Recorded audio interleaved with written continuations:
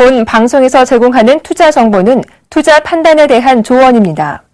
방송에서 제공하는 주식의 가치, 가격 상승 및 가격 하락에 대해서는 방송사에서 보장하지 않습니다.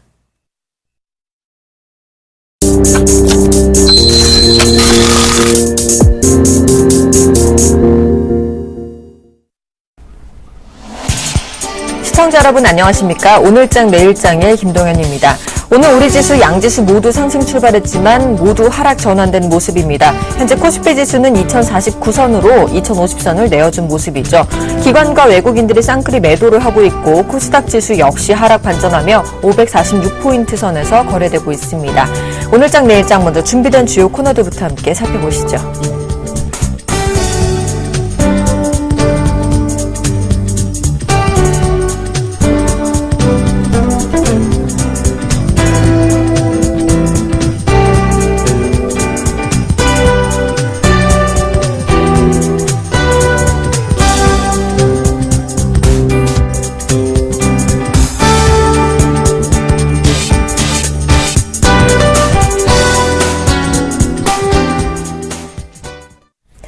먼저 오늘 우리 시장 어떤 이슈가 영향을 미쳤을지 LIG 투자증권 투자전략팀의 유선웅 연구원 연결해서 오늘장 이슈 점검과 마감 전략까지 세워보도록 하겠습니다. 안녕하십니까? 네, 안녕하세요.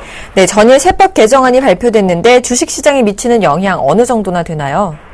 예, 전일 정부가 7월 24일 발표한 경제정책 방향의 후속 대책으로 세법 개정안을 발표를 했는데 대부분의 내용은 이미 발표된 것을 구체화하여 법률안으로 만든 것입니다. 그중에서 저희가 관심을 가져야 할 부분이 가계소득 증대세대로 되어 있는 3대 패키지 부분인데 이 부분이 과연 어떻게 세부적으로 나타났느냐 이것에 관심을 가져야 될 것으로 보고 있습니다. 이 3대 패키지라는 것이 무엇이냐면은 근로소득 증대세제, 배당소득 증대세제, 그리고 기업소득 환류세제 인데 주식시장에 관련이 깊은 것은 두 번째와 세 번째입니다. 두 가지 모두가 기업의 배당 확대를 유도하는 의도를 가지고 있는 정책이고요. 특히 두 번째 같은 경우에는 어떤 당근이라면은 기업에 당근을 준다면 세 번째는 채찍을 준다. 이렇게 판단을 하시면 될 것 같습니다. 일단은 단기적으로 시장에 큰 영향을 미치는 영향이 큰 것은 두 번째 배당소득 증대세제가 될 것인데 일정 요건을 만족하는 상장 고배당 기업의 배당금에 대해서 대주주에게는 분리과세를 그것도 2017년까지 3년간 한시적으로 허용함으로써 어떻게 배당을 할 수 있는 가능성을 상당히 많이 높여졌다 이렇게 판단을 해야 하고요. 이게 실질적으로 증시에 어떤 영향, 테크니컬하게 어떤 영향을 미치느냐라고 봤을 때는 배당을 늘리면은 어떤 기업들의 밸류에이션을 좀 더 높게 줄 수 있다 이렇게 판단을 할 수가 있습니다. 그에 해당하는 기업들을 몇 가지 일단은 추려보겠는데요. 먼저 이 고배당 이 법안이 요구하고 있는 조건을 만족하는 기업을 2013년 기준으로 확인을 해봤을 때 충족하는 기업들이 시가총액 높은 것들 몇 가지만 말씀드리면 코웨이라거나 한라 비스테온 공주가 있고요. 이번 그 안에서는 배당 증가율이 높으면 된다라는 요건을 충족하고 있습니다. 그래서 장기적으로 꾸준히 배당을 높게 주지 않아도 단기적으로 높은 배당을 한다면은 전년비 배당 증가율이 높아지기 때문에 이런 기업들도 충분히 세제 혜택을 받을 수 있는데 그런 기업들 같은 경우에는 아모레퍼시픽이라거나 현대글로비스, SK이노베이션, 고려아연, LG생활건강, 동부화재 같은 기업들이 있을 수 있습니다. 좀 전에 말씀드렸다시피 준 테크니컬하게는 배당 수익률을 높아지고 밸류에이션에 대한 메리트를 부각시킬 수가 있는데 글로벌 주요 증시의 과거 10년 평균의 어떤 배당 성향과 배당 수익률을 회귀 분석을 한다면은 배당 성향이 10% 늘어날 때는 배당 수익률이 0.73% 상승하게 됐습니다. 그러면 이것을 이용을 해서 국내 증시에 적용을 해보면은 코스피는 배당 성향의 상승으로 약 10% 이상의 상승 여력이 생길 수 있다. 이렇게 판단을 할 수가 있습니다. 알겠습니다. 그렇다면 오늘 마감 전략은 어떻게 세워보면 좋을까요? 예, 코스피, 그러니까 국내 시장이 이번 주 들어서 계속 약세를 지속하고 있는데, 전일 발표된 세법 개정안은 사실상 그렇게 큰 반향은, 임팩트는 크진 않아 보입니다. 그 이유는 이미 나온 내용들을 다시 다시 확인해줬다 이런 정도의 이슈가 되기 때문인데요. 사실 지금 시장의 흐름을 이끄는 핵심은 어떤 심리적인 요인과 수급적인 요인으로 볼 수 있습니다. 그동안 외국인이 강력하게 매수세를 보였는데 최근에 그 매수 강도가 좀 약화되면서 어떤 상승의 탄력성이 둔화되고 있다는 것이 첫 번째고요. 또 하나는 지수가 중장기 박스권의 상단을 돌파하고 최근에 일시적으로 고점을 기록한 것이 아니냐에 따른 심적인 위축이 영향을 미치는 것 같습니다. 그래서 당분간 증시는 지금과 같은 교착 상태, 즉 기간 조정이라거나 가격 조정이 일부 발생을 할 수가 있습니다. 하지만은 조정 이후에는 새로운 방향성을 어떻게 타진할 것으로 보이고 있고요. 저희는 단기 조정을 거친 후로 재상승할 것으로 전망을 하고 있습니다. 그렇게 보는 이유 몇 가지 설명드리면은 첫 번째, 밸류에이션으로 보면 추가 상승의 여지가 충분합니다. 이익 모멘텀 변수 같은 이익 수정 비율이라거나 EPS 변화율이 사이클상 저점에 있고요. 두 번째로 지금 우려를 낳고 있는 것 중 하나가 연준의 통화 정책입니다. 미국이 기준금리를 인상하면서 어떤 긴축 사이클로 들어가는 것이 아니냐. 하지만은 최근 미국의 지표들을 보면은 아직 그 경제의 회복세가 완만하고 좀 느립니다. 그렇기 때문에 연준의 스탠스도 상당히 완만하게 시장에 충격을 미치지 않은 정도로 진행될 가능성이 높습니다. 그리고 마지막으로 경제가 회복되고 있다는 매크로적인 이슈인데 미국의 제조업이나 서비스업 지수, 기업 심리 지수가 일관되게 개선된 흐름을 보이고 있고요. 지난주 나온 미국의 경제 성장률도 예상보다 상당히 많이 잘 나왔습니다. 그래서 매크로 환경도 긍정적이다. 이렇게 보면은 지수는 지금은 조정을 보이지만 방향성은 위로 봐야 한다. 이런 판단이 가능하다고 봅니다. 테크니컬하게 보면은 이동평균선을 이용해서 접근을 해보겠습니다. 지금은 이동평균선 21선에 가까이 다가가고 있는데 이동평균선 자체가 상승 추세를 나타내고 있습니다. 이러한 상승장에서 가격이 이동평균선에 수렴을 한다. 이거는 단기 매집 구간이라고 판단을 해야 하고요. 그래서 이동평균선이 수렴을 할 때는 반등에 대비하고 재진입을 노리는 것이 바람직하다고 판단을 합니다. 알겠습니다. 지금까지 LIG 투자증권 투자전략팀의 유성민 연구원과 함께했습니다. 도움 말씀 감사합니다. 네, 감사합니다. 바로 이어서 외환시장 흐름도 살펴보겠습니다. 자세한 소식을 KB 외환선물의 정경팔 팀장님과 연결해서 들어보겠습니다. 안녕하십니까? 네, 안녕하세요. 네, 어저께 급등했던 환율이 오늘은 또다시 1033원으로 소폭 하락 출발했습니다. 현재 외환시장 동향 살펴봐 주시죠. 네, 달러 환율의 1030원 초중반대 행보가 계속 이어지고 있습니다. 오늘 서울 외환시장은 어제 종가 대비 70전이 하락한 1033원에 개장했고요. 개장 이후 1031원 10전까지 낙폭을 키우기도 했습니다만 이후 반등세로 방향을 바꾸었고요. 1036원까지 반등세를 이어갔습니다. 시간 현재는 1035원 90전에 거래가 되고 있습니다. 오늘 환율이 장중에 반등세로 방향을 바꾼 것은 호주 달러의 급락 때문이었습니다. 오늘 발표된 호주 고용지표가 예상보다 부진한 모습을 보이면서 호주 달러는 미 달러와 대비 0.93달러 중반대에서부터 0.92달러 후반대까지 급락했고요. 이 과정에서 달러 원은 1032원대에서 1036원까지 상승했습니다. 어제 저녁 러시아발 지정학적 위기로 인해서 달러화는 엔화를 제외한 나머지 통화 대비 강세를 보였고요. 유럽장 후반부터는 달러화가 차익 실현성으로 조정을 보이면서 오늘 달러원은 어제 종가 대비 약보 앞세에서 출발했습니다. 그러나 유럽과 아시아에서 계속해서 위험 통화들이 약세 재료가 등장하면서 환율의 방향성은 둔화되는 모습을 보이고 있습니다. 네, 그렇다면 향후 전망은 어느 쪽으로 예상하시나요? 네, 일단 오늘 저녁에 예정돼 있는 유럽중앙은행과 영란은행의 통화정책 회의와 관련해서 말씀드리고 싶은데요. 두 은행 모두 기준금리를 동결하면서 추가적인 통화정책을 발표하지는 않을 것으로 보고 있습니다.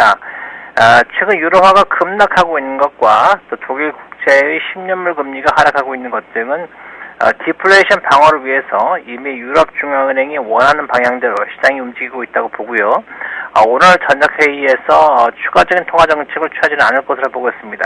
그러나 드라기 총재가 최근의 낮은 인플레이션을 고려해서 필요할 경우 추가적인 경기 부양책을 실시할 수 있다고 밝힐 경우에는 유로화가 좀 더 약세를 보이면서 원화의 동반 약세로 이어질 수도 있겠습니다. 영국의 경우는 최근 경제 지표가 예상보다 부진하게 나오면서 금리 인상 기대감이 약화된 상황인데요. 미국처럼 임금 상승률의 상승세가 크지 않은 점이 금리 인상에 가장 큰 걸림돌로 작용하고 있습니다. 그럼에도 불구하고 조기금리 인상 가능성이 내부적으로 제기되고 있기 때문에 어떠한 결과가 나올지를 좀 더 지켜봐야 하겠고요. 영란은행 역시 총재의 발언 내용이 파운드와의 동행에 큰 영향을 미치고 있고요. 만약 금리 인상 가능성을 약화시키는 발언을 할 경우에 파운드가 약세를 보이면서 원화 약세에도 함께 영향을 줄 수 있겠습니다. 이처럼 대변수 동향에 따라서 달러 원이 상승 압력을 받을 수 있겠고요. 그렇지만 달러 원은 큰 그림상은 하락 추세를 훼손하지 않을 것으로 보고 있습니다. 내일 서울시장에서는 대외적으로 상승으로 출발할 경우 업체들의 고점 매도의 기회로 사용될 것으로 보고 있습니다. 네, 지금까지 KB 외환선물의 정경팔 팀장님과 함께 외환시장 동향 살펴봤습니다. 도움 말씀 감사합니다. 네, 감사합니다.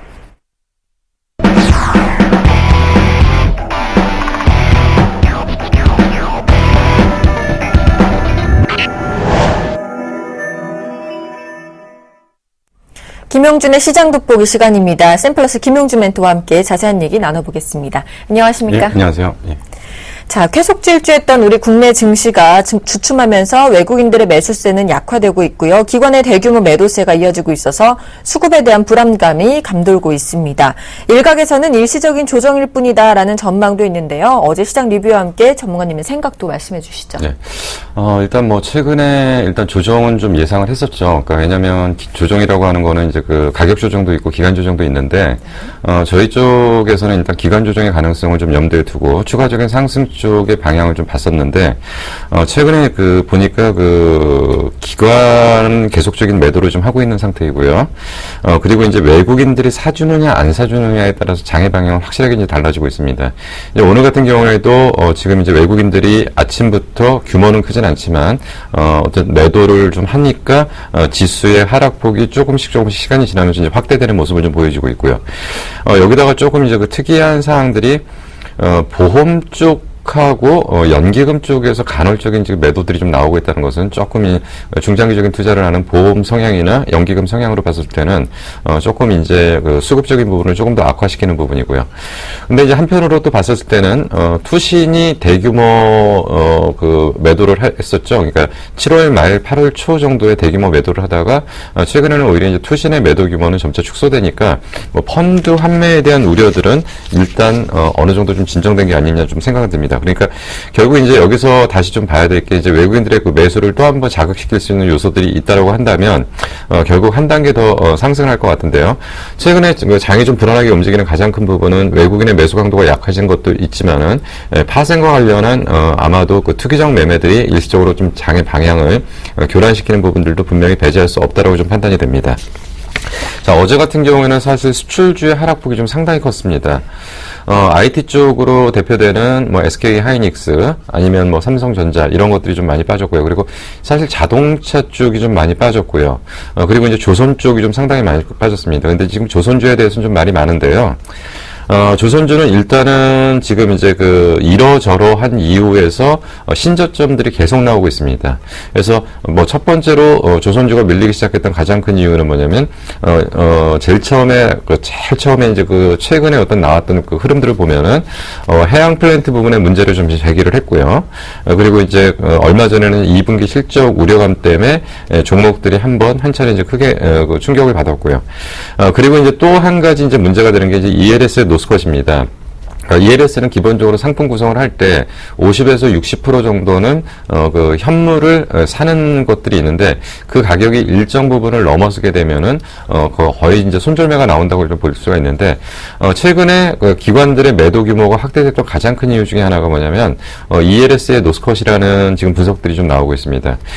결국 이제 조선주를 좀 어떻게 바라봐야 될 거냐라고 본다면 향후 흐름이 지금 중요한 것이 아니고 지금 단기적으로는 과연 어디에서 좀 진정이 될 거냐, 그리고 수급 공백이 어떻게 좀 메꿔질 거냐, 이런 것들을 확인하기 전까지는 조선주에 대한 바닥 논쟁은 쉽지 않을 것 같습니다. 그래서 지금 뭐 이제 IT, 자동차 이런 것들도 지금 환율에 대한 부분들이 분명히 부정적으로 움직였고요.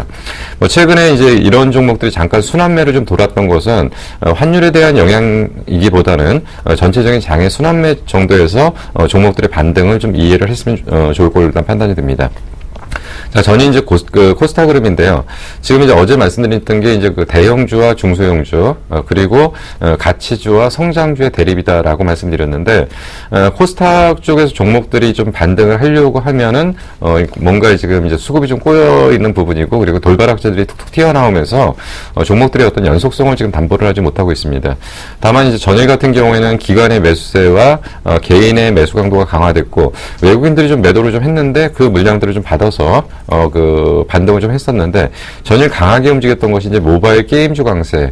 근데 이제 그 계속적으로 말씀드렸던 게 지금 똑같은 종목의 똑같은 패턴을 가지고는 장을 끌고 나갈 수가 없다. 그래서 좀 종목이 바뀌어야 된다라고 얘기를 드렸는데 계속적으로 반등 사이클 나오는 쪽이 역시 개인이 붙어 있는 단기 투기 매매들이 좀 성행하는 쪽에서 계속적으로 이제 종목들이 움직임이 나타나기 때문에 추가적인 추세적인 상승을 확인하지 못하기 때문에 안정적인 어떤 수급들이 들어오기가 좀 힘들지 않은가 좀 생각이 듭니다. 결국 이러한 것들이 좀 정리가 좀 돼야지만이 향후 어떤 그 전체적인 종목들이 안정감을 좀 찾을 수가 있을 거라고 보이고요. 그리고 이제 그 최근에 이제 서울반도체가 좀 상당히 급락을 했습니다. 서울반도체가 급락을 했던 것은 일단 LED 경쟁 치열, 그리고 3분기 단가 인하 가능성, 뭐 이런 얘기들이 있는데요.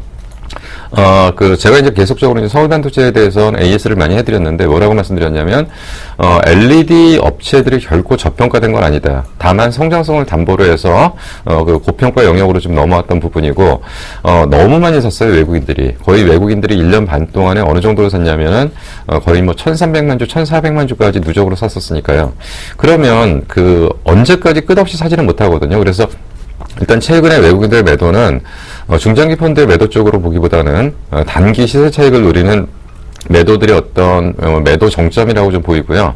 그리고 이제 3분기 단가이나 가능성에 대해서는 이제 그 LED 쪽에서 이제 IT 쪽이 아니라 이제 그 조명 쪽의 부분들이 좀 긍정적으로 좀 나오고 있는데 결국 그러다 보니까 이쪽의 가동률을 낮췄던 쪽에서 그 가동률을 다 올리면서 경쟁이 일시적으로 나타나는, 그러니까 성장하는 종은 언제나 성장통이라는 게 있죠, 중간중간에. 그래서 이제 지금 현재 전체적인 흐름들은 성장통의 진행 과정이라고 일단 이해를 하실 수가 있고요. 그런 상태에서 오늘, 일부 이제 LED 쪽에 다시 이제 오늘 반등 사이클이 좀 들어오는데, 결국은 저점을 확인해가는 과정들 속에서의 연속성으로 좀 보여야 될 필요가 있지 않은가 좀 판단이 됩니다. 알겠습니다. 자, 오늘장 이슈도 짚어보도록 하겠습니다. 아까 앞서도 살짝 말씀드렸는데 세법 개정안이 발표가 됐죠. 이 부분에 대한 이슈 짚어주실까요? 이 부분은 중복된 거라 이 부분은 뭐 앞부분에 충분히 설명을 잘 하셨고 이 부분을 빼고 이제 다음 주제로 넘어갈게요. 네. 자, 코스닥의 지수 언제 정도는 상승할 수 있을까? 아마 지금 이제 일반인들이 가장 관심이 많은 부분이라고 일단 보여집니다.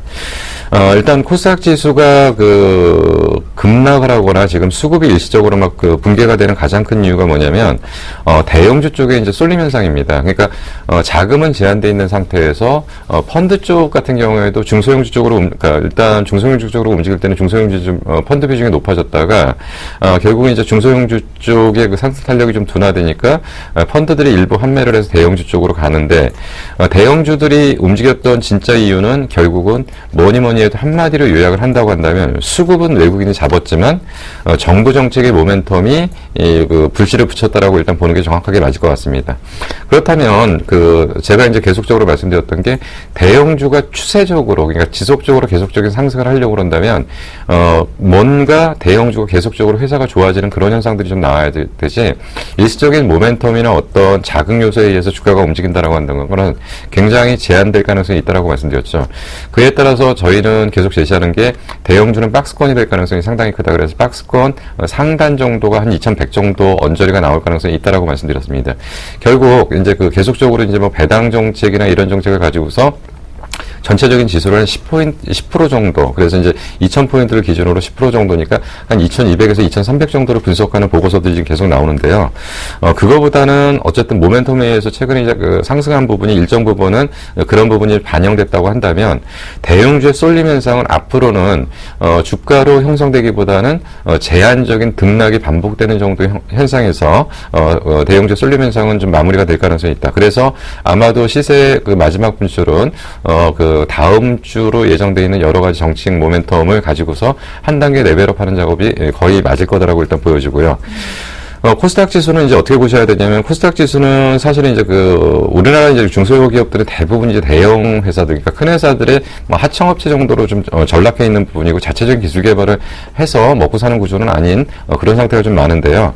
그러다 보니까 이제 대형, 앞선 전방산업 쪽의 회사들이 어떤 실적을 내느냐에 따라서, 중소형 회사들의 어떤 실적도 지금 대부분 밝혀지고 있는데, 최근에 보면은 여러 가지 여건들, 자동차나 IT나 기타 등등 여러 쪽에서 별로 좋은 분위기를 형성 못하기 때문에 아마 중소형주들도 실적이 많이 안 좋을 거다라는 지금 예상들이 시장을 또 발목을 잡고 있다라고 일단 볼 수가 있습니다.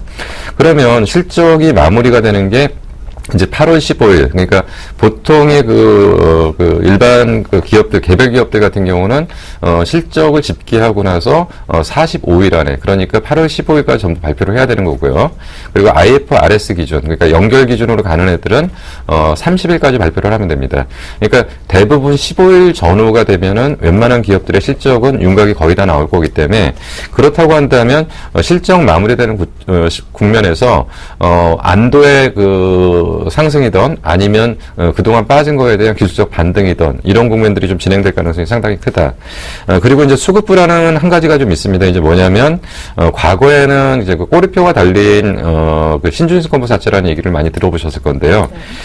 작년 8월로서 꼬리표가 달린 신주식권부 사채를 발행을 중단하려 했고, 이제는 신주식권부 사채는 그냥 신주식권부 사채로만 발행이 되게 돼 있습니다. 결국 이 얘기가 무슨 얘기냐면, 그러다 보니까 작년 6월에서 8월 동안에 자금이 필요 없는 기업들도 대부분 분리형 BW를 다 발행을 한 거죠. 근데 이 물량이 대부분 1년 정도로 결정을 해서 만기가 되는데, 그러니까 이 물량이 6월에서 8월 동안에 집중적으로 쏟아진다고 보시면 되니까, 이런 물량들이 일시적으로 장을 좀 교란시켰던 부분들도 뭐 없지 않을 거다라고 일단 볼 수가 있습니다. 그래서 뭐 전반적인 어떤 흐름들을 놓고 봤을 때 코스닥 지수는 아마도 거의 이제 바닥권을 지금 확인해가는 과정들을 지나가는 국면이라고 일단 볼 수가 있고요. 그리고 이제 반등이 본격적으로 진행되는 건 8월 중순 이후부터는 종목별 반등이 개별적으로 진행이 될 가능성이 상당히 크다라고 보시는 게 맞을 걸로 판단이 됩니다. 네, 그럼 앞으로의 투자 전략 우리는 어떻게 세워보면 좋을까요? 자, 일단 이제 지수가 이제 더 올라간다, 못 올라간다는 이미 앞에서 어느 정도 좀 말씀드렸죠. 그러니까 네. 정부에서 최경환 노믹스가 과연 이게 실천 가능하냐, 실천 불가능하냐라는 얘기가 좀 많이 있습니다. 뭐 요번에 이제 앞부분에서 잠깐 하셨지만은 결국 이제 세법 개정인데, 세법 개정에서 재계 쪽은 강력하게 반대하는 부분이 뭐냐면 배당에 대해서 세금을 매기는 거. 그러니까 기업소득 환류세에 대해서는 굉장히 지금 우려의 목소리를 키우고 있고요. 그리고 강한 반대 입장을 좀 표명하고 있습니다. 또 그리고 이제 여권이 아닌 야권 같은 경우에는 요번에 배당 소득이 이제 분리과세. 그러니까 분리과세라는 것은 보통 이제 우리가 종합과세라는 거와 분리과세로 나눠보는데요. 종합과세는 전체적으로 묶어서 중과를 해서 세율을 높이 때리는 거고요. 분리과세는 그 자체를 별도로 떼어서 그것만, 그러니까 배당소득을 전체적인 합산소득으로 보는 것이 아니라 배당소득은 그 자체로 완전히 분리를 해서 세금을 매기다 보니까 이게 이제 굉장히 대주주들 입장에서는 세금을 적게 낼 수 있는 그런 게 된다. 그래서 야권에서는 무슨 얘기냐면 대주주 배당소득을 분리과세해서 세금을 줄여주는 것은 결국 부자들을 감세시켜주는 거다. 그렇기 때문에 자기네들은 동의할 수 없다라는 입장이죠. 그래서 과연 이 법안이 과연 국회를 잘 통과를 할 수 있을 거냐라는 부분에서는 분명히 이제 의문점이 지금 찍혀 있습니다. 그래서 우리는 앞으로 이것의 진행 사항들이 어떻게 되는지를 좀 지켜봐야 될 필요가 좀 있을 것 같고요. 그리고 이제 글로벌 이슈 쪽에서 전체적인 주변 여건은 우리가 다 알고 있는 내용입니다. 알고 있는데 이게 중간중간에 이제 복병으로 좀 작용을 하고 있죠. 그러니까 항상 이렇게 보시면 돼요. 그러니까 악재는 바닥권에서는 반영이 안 됩니다. 근데 고점권에서는 이런 것들을 이유로 해서 주가를 밀어버리는 경우들이 상당히 많은데, 결국 이제 저번에도 한번 정리를 해드렸지만, 우크라이나 사태는 잠재적 악재다라는 말씀을 드렸고요. 그리고 이제 에볼라 바이러스, 이것도 분명히 잠재적인 악재입니다, 이제. 그리고 이제 미국의 조기 금리 인상 가능성. 조기 금리를 인상을 하던, 안 하던, 이거를 핑계로 해서, 지수를 밀어버리는 경우들이 상당히 많이 있습니다. 그래서 이러한, 단어들이 중간중간에 우리를 좀 괴롭힐 가능성은 상당히 크다라고 일단 보시면 되고요. 네. 그래서 지금 현재는 기대감이 상승했는데, 이제는 뭐를 보셔야 되냐. 실천이 정확하게 진행되는 걸 확인하셔야 됩니다. 실천이 잘 되느냐 안 되느냐에 따라서 장애 대응을 좀 하셔야 될 필요가 있는데 분명한 거는 추가적인 상승 여력은 분명히 존재한다라고 말씀드렸고요. 이번 주까지는 좀 힘든 과정이라고 좀 생각을 했는데 결국 저는 개인적으로 봤을 땐 기간 조정 쪽으로 봤었는데 일부 가격 조정도 좀 진행되고 있다라고 일단 보지만 결국은 갈 길은 갈 거다라고 본다면 추가적인 상승 여력은 그대로 존재하고 다시 똑같이 말씀드리지만 2100포인트까지는 대형주는 좀 쥐고 가시자라는 얘기를 좀 드렸고요. 만약에 지금 이제 2100포인트까지 간 상태에서 정부에서의 그 일처리들이 지연된다고 한다면 지수가 추세적인 상승으로 전환되는 데는 상당한 제한이다. 만약에 이게 서로 간에 잘 합의가 돼서 잘 진행된다고 한다면 또 한 번 랠리의 어떤 그 분위기가 형성될 수는 있습니다. 근데 이게 만약에 그 자꾸 지연되면서 그렇게 지금 올라가는 데 좀 한계가 보인다라고 한다면 분명히 이제 그 지수의 박스권 상단을 결정할 수 있는 결정적인 요소가 실천의 문제라고 일단 판단이 됩니다. 자, 그리고 어제부터 계속 말씀드렸던 게 다음 주까지는 어떤 장세냐. 지금 뭐 이래저래 여기저기 지금 충격이 오고 있습니다. 오늘도 이제 장중에 보면은 차바이오텍 같은 게 그 느닷없이 갑자기 대규모 매도들이 쏟아지면서 거의 이제 하한가까지 가는 것들. 그러니까 이런 어떤 여기저기 이제 돌발 악재들은 분명히 존재하는 상태에서 그럼에도 불구하고 바닥권 종목들의 순환매는 계속될 거다. 그래서 이번 주부터 다음 주까지는 향후 장의 키워드는 바닥권 종목들의 순환매의 지속적인 흐름이다라는 얘기를 드렸고요. 이러한 패턴들은 계속적으로 나타날 거기 때문에 바닥권에 있는 종목, 내 종목이 안 올라간다고 너무 답답해하지 마시고요. 조금 여유를 갖고 지켜보시면 분명히 돌아옵니다. 사이클은. 크게 문제가 없는 종목들 같은 경우는 전체적인 순환매가 돌아오고요. 순환매하게 돌고 나서 어느 정도의 가격 회복을 하고 나서 그 전체적인 장에 대한 대응 전략은 따로 짜실 필요가 있고 지금은 그러니까 자꾸 이쪽이 움직인다고 해서 그쪽을 쫓아가다 보면 이쪽 손절매하고 그쪽 쫓아가면 그쪽이 고점되고 얘는 반등 나오고 이런 악순환들이 반복되시니까 조금 기다리셨다가 내 종목이 순환까지 탈 때까지 좀 기다리시는 그런 매매 전략이 좀 필요하지 않을까 판단이 됩니다. 알겠습니다. 지금까지 샘플러스 김용주 매토와 함께했습니다. 도움 말씀 감사합니다. 네, 감사합니다.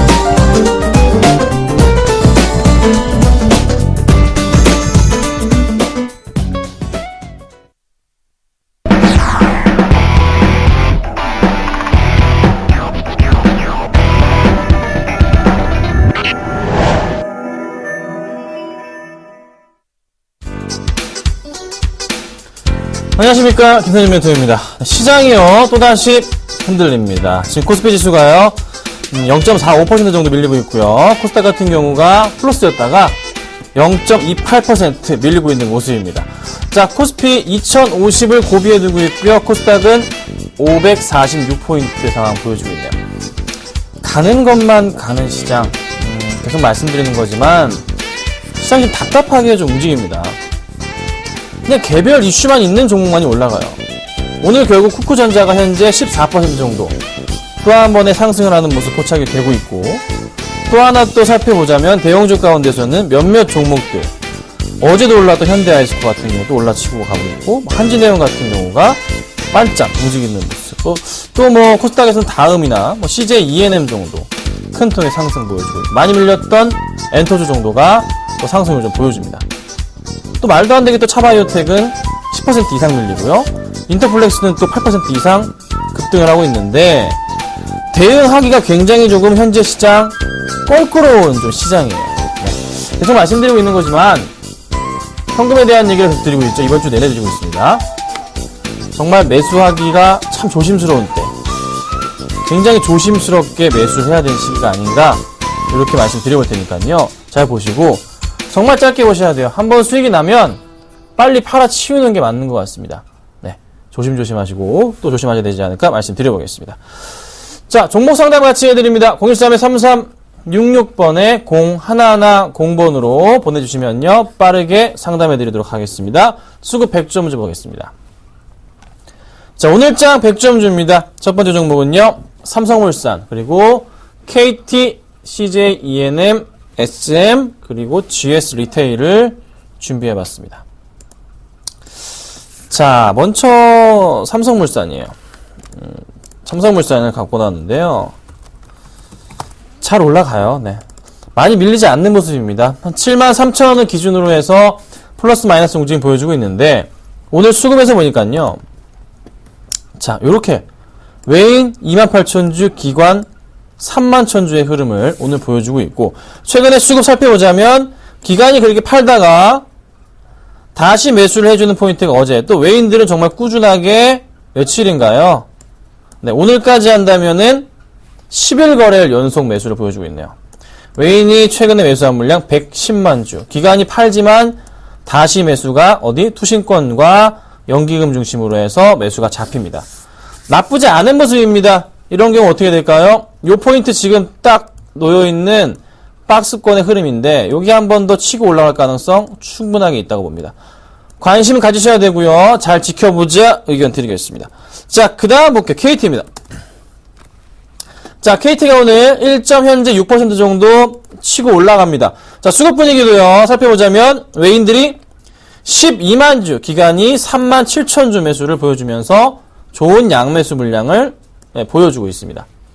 상승으로 분위기 좀 더 나올 가능성. 차트를 보자면 이건 정확하게 어떤 그림이죠? N자형 패턴 모양이네요. 또 상승 가능성 있을까요? 가능성 있어 보입니다. 최근에 수급 상황도 보자면 정말 외인들과 기관들이 많은 물량 양매수를 계속해주고 있어요. 그렇죠? 오늘까지 해서 며칠이죠?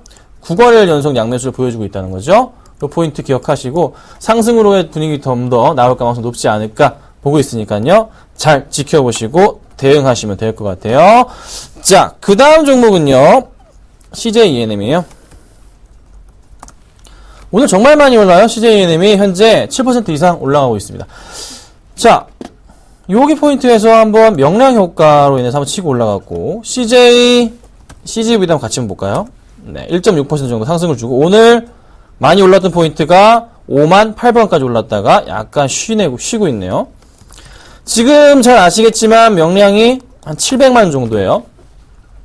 최단 기간 이죠? 1000만 명 주말에 가능하겠죠?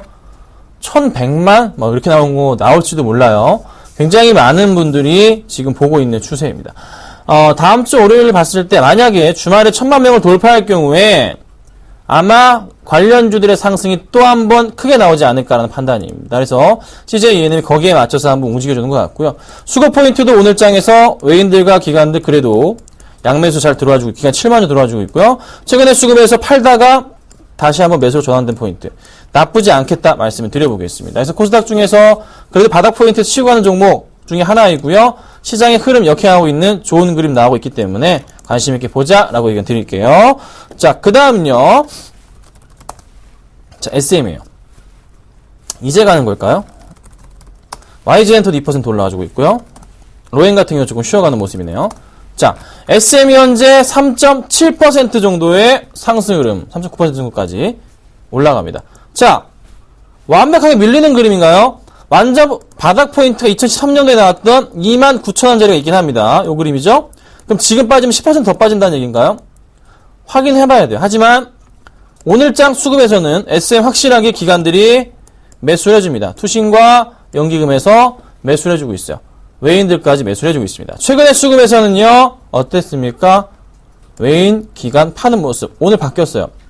첫날이에요? 사야 됩니까? 아니죠. 내일 시장도요, 매수가 좀 들어와 주면서, 어떻게? 상승으로의 분위기가 나온다면은, 매수가 괜찮아질 것 같습니다. 그래서, 내일도 올라가 주면서요, 21선 위로 올라탈 때, 포인트 잡으시고, 좀 많이 올라줘야 돼요.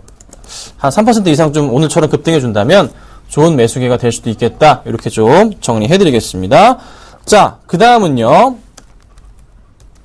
GS 리테일입니다. GS 리테일도요, 많이 밀렸다가 많이 올라가고 있어요. 그쵸? 많이 올라가고 있어요. 쫙 밀렸던 주가. 급락 이후에 천천히 상승을 해주고 있습니다. 천천히 가고 있어요. 자, 최근의 수급상을 한번 볼게요. 최근의 수급은요, 외인들 매수, 기관들은 매도 흐름을 보여줍니다. 전반적인 큰 흐름에서 외인들이 많이 사다 보니까 개인들이 그래도 파는 흐름이 나타났어요. 자, 오늘장 수급 볼게요. 자, 오늘장에서는 보니까 외인이 매수, 기관도 매수가 들어옵니다. 양매수 들어오네요. 드디어 기관이 사주는 걸까요? 자, 기관이 오늘 뭐 사실 최근 들어서 매도였는데 요게 기관 포인트가 매수로 바뀌었어요. 조금 더 매수로 바뀐다면 지금 이게 그러니까 내일과 다음 주에도 추가적인 매수가 이어진다면 요 전고점 포인트에 대한 돌파 흐름을 기대해봐도 되겠지만 사실 하루 가지고는 판단하기 힘들어요. 최소한 2, 3일 봐야 됩니다. 그래서 그 포인트 보고서 들어오는지에 대한 여부 체크해야 됩니다. 그렇죠? 그러니까 오늘 급하게 매수할 필요는 없어 보이고 대신에 보유하고 계신 분 있으실 거예요. 걱정 마시고 좀 가져가 보는 게 어떨까. 빠졌던 이유는 이제 편의점 문제 때문이죠. 네, 다른 회사에서 우리 편의점 할 거야 치고 나오니까 흔들 수밖에 없었는데 다시 천천히 움직이는 모습은 나쁘진 않아 보입니다. 대신에 오늘은 아니고 내일도 수급 보고 생각해봐야 되기 때문에 급하게 매수할 필요는 없다 말씀드릴게요. 자, 상담을 좀 해드릴게요. 네, 상담할게요. 하나씩 좀 보도록 하겠습니다. 자, 먼저 첫 번째는요, 원일 특강 1530님 원일 특강 8,300원 30% 볼게요. 원일 특강이죠. 8,300원에 30%. 흐름을 보건데 항상 강조드리는 흐름에서 포인트 잡자면 이 정도 포인트가 그래도 바닥 인식이 1차적으로 나오는 구간입니다. 매수하신 8,300원대 구간대는 어찌 보면은 조금은 비싸 보였던 그런 구간으로 좀 판단이 됩니다. 그렇죠? 약간 좀 고점 포인트였어요. 자, 수급 볼게요. 있을려나 모르겠어요. 역시나 없습니다. 시가총액 354억. 찾아볼 수 없는 수급이고요. 이건 제가 가치주인 종목인 건 알고 있습니다. 네, 가치주인 건 알고 있어요. 올해 올해 실적을 보자면 그래도 실적 흐름에서 좀 개선 사항이 좀 들어오네요. 영업이익 부분에서도 작년보다 나을 것 같고 순이익 부분에서도 작년보다 나을 가능성이 있어 보입니다. 자, 2분기 실적이 굉장히 중요할 것 같은데 혹시 있나요? 2분기 실적이? 나온 거는 없어 보입니다. 네. 현재 제가 이제 그 다트 들어가 볼 수는 없으니까 전자공시 시스템에 들어가 볼 수는 없으니까요. 현재로서는 실적이 안 나왔다면은 실적 발표까지 지켜봐 봐야 되는데 실적이 조금만 좋게 나와준다면 주가가 한번 튀어 올라갈 수는 있어요. 그때 올라간 다음에 어떻게 하냐면요. 좀 비중을 줄이셔야 돼요. 사실 이거를 시가총액 300억인데 비중을 30% 담기에는 리스크가 있습니다. 그렇죠? 그러니까 올라가서 매수가 위로 올라갈 때는 비중을 몇 프로? 10%까지 올라갈 때 낮춰주시고 대응하시고요. 만약에 이게 이렇게 내려와서요. 7,700원 정도까지 내려온다면 그때는 비중을 줄이셔야 됩니다. 아예 손절할 수도 있어요. 그러니까 지금으로선 가져가시고 말씀드릴 포인트 7,700원 하단 포인트 잡으시고요. 매수가 근처까지 올라온다면 나머지 보유하시고 그 다음 목표가로는 8,500원, 9,000원 보시는 게 낫습니다. 그렇죠? 그렇게 대응하도록 하겠습니다. 자, 그 다음 볼게요. Snet 9567님 3,970원 Snet 볼게요. 네. 무슨 일이시냐고 저도 물어봤어요. 이거 시가총액 620억. 저도 모릅니다. 솔직히 말씀드릴게요. 자, 사물인터넷 효과 또다시 올라간. 네. 다른 점부터 올라오고 있나요? 효성 ITX 치고 올라가고 사물인터넷 대장은 효성 ITX인데 S넷도 같이 좀 치고 올라가는 분위기인데 매수가가 아까 보니까 3,970원 매수 잘 하셨네요. 네. 현재 창 볼까요? 8만 주? 많지는 않아요. 많지가 않아요. 너무 조금 잠겨 있어.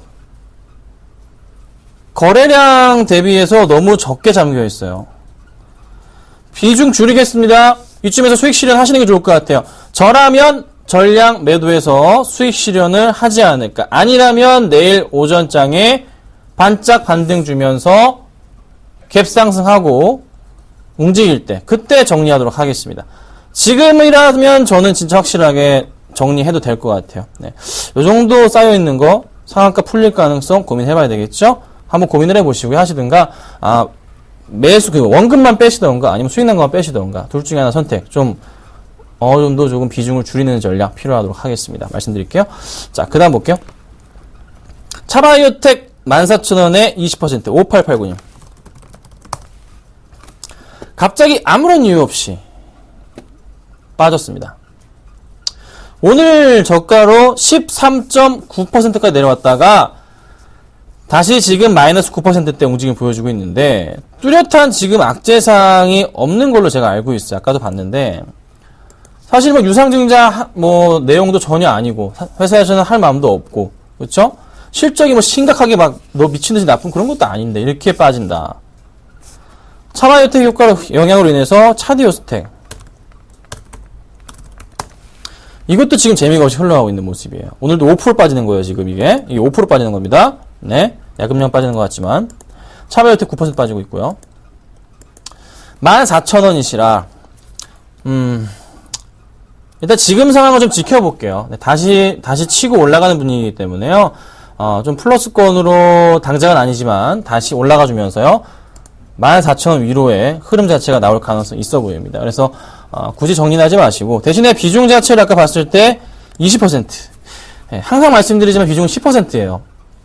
10%를 넘어가면은 굉장히 조금 위험합니다. 대응하기가 조금 까다로워요. 왜냐하면 손절 부분이 커지게 되니까. 손실 부분이. 그래서 일단 가져가시는데요. 더 이상 추가 매수는 하지 마세요. 가져가시다가 어느 정도 올라왔을 때 그때는 비중을 좀 낮추시고 가져가는 전략으로 말씀드려보도록 하겠습니다. 현재 상황 봤을 때는 악재가 없기 때문에 좀 홀딩 하도록 하겠습니다. 제가 뚜렷한 악재 아직 못 찾아봤어요. 아시겠죠? 그렇게 대응할게요. 자, 그 다음은요, 세트에 가보겠습니다. 세트의 가이가 4001님께서 23,500원 30%. 23,500원 잘못 봤나요? 여기 있군요. 23,500원에 30%예요. 요때쯤 뭐 좀 매수를 하신 것 같아요. 오래되셨네요. 많이 올라왔어요. 흐름이 어떤 흐름이 보이시나요? 흐름이. 이거 치고 가는 분위기 자체를 고민해봐야 되지 않을까요? 네. 자, 올라가면 어디가 보이시죠? 거의 매수하신 구간 자체가 한계점이 잡힙니다. 지금 당장에 될 수도 있어요. 그럼 어떻게 대응해야 됩니까? 수급보도 당연히 없겠죠? 오늘장도 나오는 거 없겠죠? 어떻게 해야 됩니까? 단지 차트로 대응해야 됩니다. 올라가다가 내려가서 지금 현재 구간부터 해서 22,000원은 좀 높게 잡을게요. 22,500원. 22,500원 라인 그 아래로 지금 시점부터 내려가 버리면 그때는 다 정리하고 나오셔야 돼요. 전부 다. 이거 이렇게 치고 갔다가 다시 이 그림이 나올 가능성도 있어요. 이렇게 이런 식으로 할 것 같아요. 그러니까요. 22,500원 라인 손절까지 잡으시고 대응하시고요. 한번 치고 간다면 24,000원이 한계로 보이네요. 24,000원까지만 본다. 이렇게 말씀드릴 테니까 참고 부탁드릴게요. 자, 그 다음 볼게요. 유닛 테스트 보겠습니다. 2,075원. 얼마까지 갈까요? 7006님. 자, 더 갑니다. 네. 더 갈 거예요. 한참 더 움직일 수 있어요. 네. 좋은 종목이에요. 정말 좋은 종목입니다. 차트 흐름에서 보더라도요, 상승 흐름이 나와주고 있잖아요. 그쵸? 네. 계속 올라가는 거죠. 계속 올라가는 거고, 뭐, 박스권의 흐름을 맞춰본다면, 이 그림 나와서 좀 고민이 될 수도 있는 시기일 수도 있어요. 그렇죠? 좀 고민이 된다. 항상 말씀드리는 흐름에서 이게 지금 이렇게 나오는 그림이니까 떨어지는 것이 아니냐. 네, 보실 수 있어요. 이렇게 하시면 어떨까요? 비중을 조금 한번 줄여보신 이후에 올라가면 그냥 놔두시고요. 나머지 만약에 떨어진다면 한 2,500원대가 다시 한번 올 겁니다. 2,500원 정도가. 그때 왔을 때 다시 한번 추가 매수를 해보시죠. 빠져봤자 이제 크게 빠져봤자 2,400원 아래로는 안 갈 거예요. 내려간다면 그거는 손절입니다. 익절이겠죠? 매수하신 분들한테는. 하지만 지금으로서는 굳이 매도할 필요는 없어 보입니다. 상승 분위기 좀 더 크게 나올 것 같고요. 부담스러우시면 비중을 좀 줄이신 이후에 좀 조정 나오면 그때 나머지 빼셨던 물량을 다시 들어가 보자. 네. 나쁘진 않습니다. 제가 판단하건대 이 종목 좀 더 상승 분위기 나올 가능성 높다. 이렇게는 일단 잡아드릴 테니까요. 목표가는 1차적으로 3,000원 보시고 대응 부탁드리겠습니다. 자, 그 다음 볼게요. 자꾸 올라오네요. 자, 볼게요. 리노스. 1042님, 리노스 2,770원 5%. 네, 보겠습니다. 2,770원이면, 여기, 뭐 아니면, 여기, 이쯤이에요. 리노스 이 종목 시가총액이 847억. 수급이 없어요. 없죠? 들어올 리가 없는 그런 수급이에요. 실적이 혹시 이게 나와 있나요? 2분기 실적이? 2분기 실적에 대한 부분은 아직 안 나와 있고 1분기만 있네요. 자, 1분기 실적 기반으로 해서 실적창 열어보자면 보겠습니다. 여기죠. 실적은 전반적으로 나쁘지 않은 모습이에요. 괜찮습니다. 괜찮네요. 자, 실적 괜찮게 나왔고요. 흐름 자체가 한 번 더 나올 수도 있겠다라고 판단을 해봅니다. 2분기 실적만 조금만 도와준다면. 근데 2분기 실적이 안 좋게 나오더라도 사실 크게 밀릴 수 있을 것 같지는 않아요. 그 흐름 자체가 나오기 이제 힘든 자리이기 때문에 다시 반등을 주면 매수가 이상까지 한번 치고 올라갈 가능성이 있어 보이거든요. 그 포인트 맞춰가지고 조금 나오시는 건 어떨까 말씀을 드려볼게요. 사실 이쪽 지금 코스닥 쪽에 이 정도 시가총액 규모들 종목은요, 굉장히 좀 위험한 포인트거든요. 회사가 나쁜 회사는 아닙니다. 굉장히 좋은 회사예요. 네, 알고 있습니다. 하지만 좀 어느 정도는 현재 시장 분위기를 봤을 때는 치고 올라가기에는 약간 조금은 고민을 해봐야 되는 그런 종목군. 그래서 가져가도 되지만 어느 정도 올라왔을 경우 매수가 정도까지 치고 올라갈 경우에는 비중이 작아져서 괜찮긴 한데 그래도 다른 종목 보시는 건 어떨까? 이렇게 말씀드릴게요. 자, 그 다음 볼게요. 자, 썬데이토즈. 도대체 문자가 얼마나 오는 겁니까? 자, 5147님, 썬데이토즈 17,500원 볼게요. 오늘 실적 잘 나오지 않았나요? 이렇게 밀렸었는데. 아까 좀 움직이는 거, 마이너스 2%대 아니었나? 마이너스 2%대 움직임까지 봤었는데, 그대로 그냥 14%까지 밀리네요. 잠깐만, 매수가 얼마셨더라? 17,500원이셨죠? 오늘 사셨나요? 지금 이게 분봉, 오늘 분봉인데요. 오늘 사셨나요? 17,500원 라인이 어디냐면, 여기잖아요. 오늘이신가? 어제신가? 하여튼 뭐 최근에 매수하셨어요. 뉴스도 나왔잖아요. 실적 좋게 나왔어요. 썬데이쇼 보시면요. 2분기 실적 호조에도 쫙, 네. 영업이익이 179억, 전년 동기 대비해서 372%. 당기순이익이 140억, 321%가 증가했다고 나와요. 정말 잘 나왔잖아요. 현대토지 현재 시가총액은 5,900억, 6,000억입니다. 그러면 이 당기순이익을 보더라도 그렇게 이 게임주 기반으로 할 때 고평가됐다라고는 판단하기 힘든 부분이 있어요. 네. 자, 그러면 이 종목을 일봉으로 가서 다시. 현재 구간대에서 그래도 이 종목이 지켰던 라인이 있습니다. 여기 라인 자체가 잡히고요. 좀 크게 길게 보자면 요 그림 자체가 잡히기 때문에 요 구간대 자체 15,000원을 바닥으로 해서 상승 분위기가 한번 도출될 가능성이 있어 보입니다. 네. 그래서 지금 이 종목을 매도한다는 것 자체 빠지더라도 15,000원으로 보이거든요. 15,000원을 이탈하고 내려간다면 무조건 손절 포인트가 되겠지만은 지금으로서는 굳이 매도를 할 필요는 없어 보입니다. 좀 힘드시겠지만 조금 가져가 보자라고 의견을 드려보고요. 뚜렷한 악재 자체가 없어요. 네, 없다고요. 그러니까 조금 기다려보자. 이렇게 말씀드릴게요. 자, 하나만 더 볼까요? 넥센타이어 8990님 보겠습니다. 15,500원에 20%.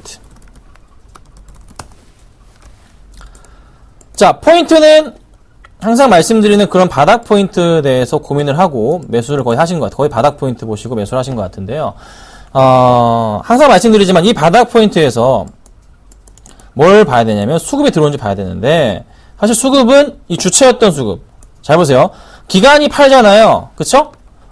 주가 흐름이 어떻게? 기관이 팔고 내려가잖아. 그쵸? 그럼 이게 수급 주체가 되는 건데 기관의 수급 주체. 기관이 다시 매수가 들어와야지 이게 올라가요. 그럼 사야 될 타이밍은 사실 기관의 매수가 들어와 주면서 주가가 다시 어떻게 반등을 줄 때 그때가 정말 좋은 타이밍인데 타이밍 자체가 약간 조금 어긋나긴 했어요. 근데 오늘장 수급 들어오나요? 오늘장 기관도 나가는 모습 좋은 모습은 아니죠. 기관이 정말 매수가 들어온다면 제대로 된 게 들어온다면 이게 마이너스 1%가 아니고 2% 정도 올라가 줘야 돼요. 네. 그래서 지금의 흐름은 조금 기다려 본다면 기관에 매수 다시 들어올 수 있는 그런 자리지만 언제 들어올지 확실하게 말씀드리기 힘든 자리입니다. 하지만 모양새 자체는 나쁘지는 않고요. 좀 더 밀려본다면 전저점 포인트 잡아서 15,000원 초반대 정도까지가 그림은 나오죠. 네. 좀 기다려 볼게요. 네. 기다려 보시고 반등이 나와준다면 아마 전고점 이상까지 올라갈 수 있을 겁니다. 이 종목이 여기서 쉽게 내려갈 종목은 아니죠. 상승으로 분위기가 나올 겁니다. 타이어주들 잘 지켜보시길 말씀드리겠습니다. 자, 잘 아시겠지만 종목이 또 없어요. 네. 제가 고민을 하고서 말씀을 드릴 거예요. 네, 지금 시장도 안 좋기 때문에 오전장에서도 종목이 많이 없습니다. 굉장히 천천히 제가 지금 상황 보면서 하나하나씩 드리고 있어요. 그만큼 어려운 시장입니다. 여러분들도 굉장히 느긋하게 대응하셔야 됩니다. 조금만 급하게 들어가시면요 큰일 날 수가 있습니다. 그렇죠? 조금씩 부탁드리는 것은 10% 매수 전략을 취하셔야 됩니다.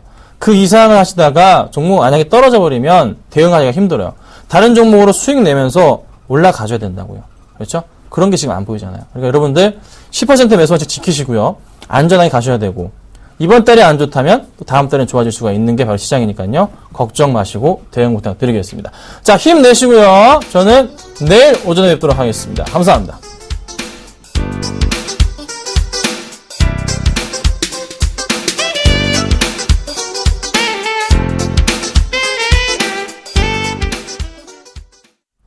장 마감까지 8분여 정도 앞두고 있습니다. 현재 코스피 지수는 2054선에서 마감이 예상되고요. 코스닥 지수는 547선에서 하락 마감 예상되고 있습니다. 오늘장 내일장 오늘 준비한 소식은 여기까지입니다. 시청해주신 여러분 감사합니다.